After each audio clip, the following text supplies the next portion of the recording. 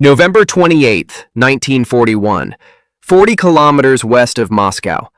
Along a pocked, half-frozen track, boxed by silver birch and blown straw. Frost varnishes the mud. Each step snaps like thin glass. The wind carries a metallic tang, fuel, fear, and the faint copper of fresh blood. Men hunch into greatcoats, breath pluming white. Engines cough. Tracks bite at the churned earth and throw up gritty spray that settles into the seams of uniforms. Oberst Lieutenant Hans Breuer scans the horizon through his binoculars. The leather strap bites his jaw. His field-gray collar is stiff with ice. Beside him, Lieutenant Karl Hoffmann drums gloved fingers against the barrel of an MG-34 and laughs. But it's a brittle sound. It doesn't reach his eyes. "They'll break under discipline," Hoffmann says, nodding toward the gray lines on the far ridge, a Soviet outpost. Backward, ill-equipped, easily swept aside. Or so they thought. Behind them, a column of Panzer III and IV clank. Commanders check maps, hands red from the cold, but steady. Fuel drums rattle on half-tracks. The radio operator curses softly as static spits across the valve. On the other side, Sergeant Ivan Petrov kneels by a T-34. Its tracks are caked with mud. His breath fogs his mustache. He checks the radiator cap. Fingers go numb. "Listen," he tells Private Mikhail Sokolov. Voice barely above the rasp of wind. They do not laugh. Petrov's hands are calm. He has watched the panzers move. Fast, clean, but arrogant. Careless supply lines. Officers in fur collars, men without winter boots. The T-34's engine thrums like a pulse under his palms. Rougher than German machines, but stubborn, like an old ox. A courier runs up, snow cracking beneath his boots. He hands Breuer a folded note. Breuer's smile tightens. A map is spread. A push toward Moscow is still the order. Outside, the first sting of sleet begins to fall, fine as powdered iron. The trees whisper, sharing a secret neither army yet understands. The cold arrives, and it chooses a side. The sleet hardens into something vicious. By December 2nd, 1941, the temperature drops -20 degrees Celsius, -30 degrees Celsius, lower still. Metal turns brittle, oil thickens. Breath freezes on beards and eyebrows. Sound itself seems slower. Hans Breuer stands beside a Panzer III that refuses to start. The engine groans like a sick animal, then falls silent. Mechanics wrap blowtorches around fuel lines and crankshafts, but the cold eats flame. The men wear summer-weight boots. Leather stiffens, toes blacken.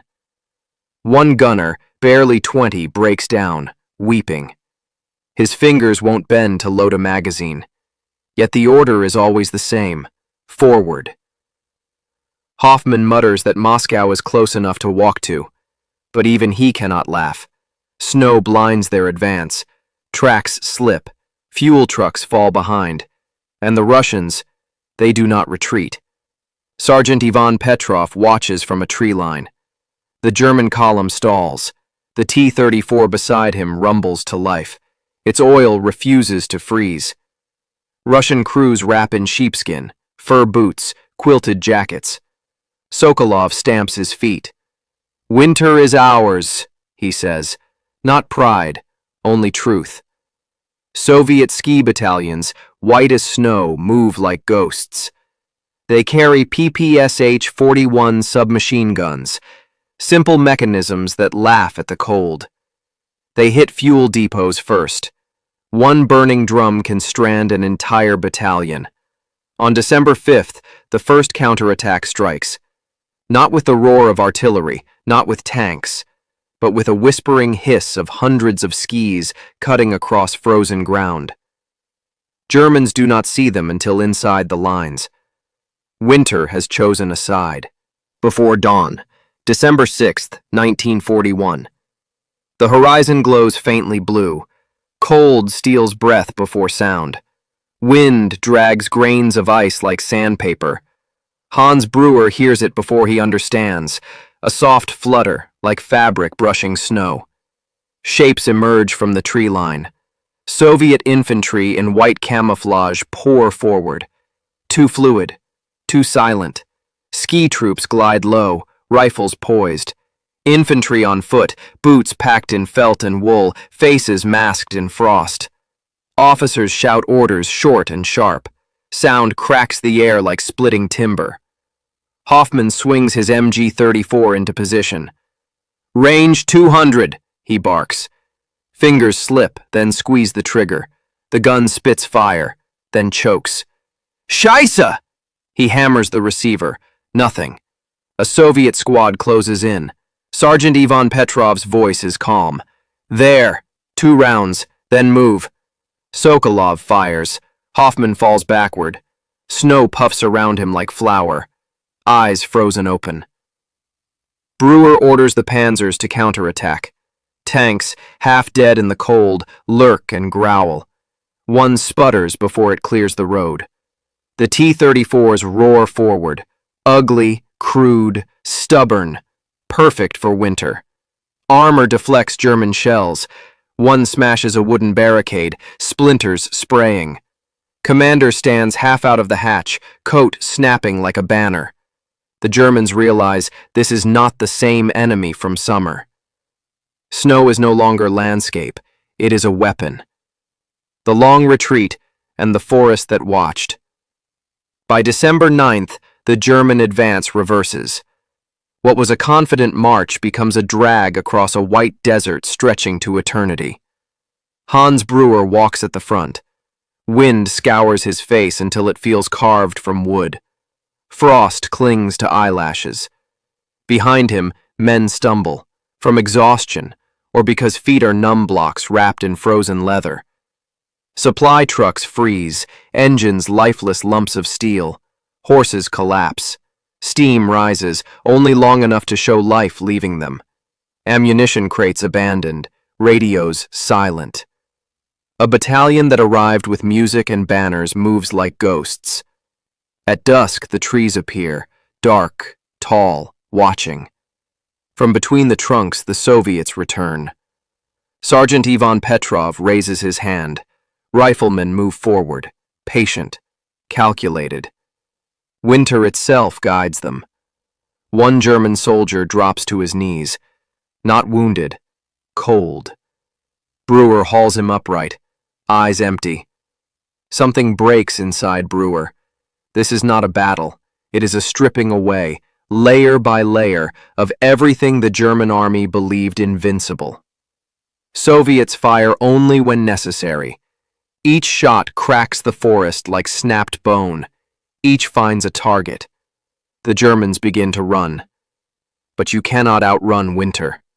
The moment they finally understood. December 14th, 1941. Night. A half-buried village between Klin and Kalinin. The moon hangs low, a pale coin behind drifting ice crystals. Cold is alive, listening. Hans Brewer crouches behind a ruined stable wall, breath ragged. Regiment down to half strength. Last warm meal, forgotten. Snow falls silently, swallowing tracks. A distant engine rumbles. Deep, throaty, unhurried. AT-34. Sergeant Ivan Petrov rides atop it. One hand grips the turret rail. He scans the field.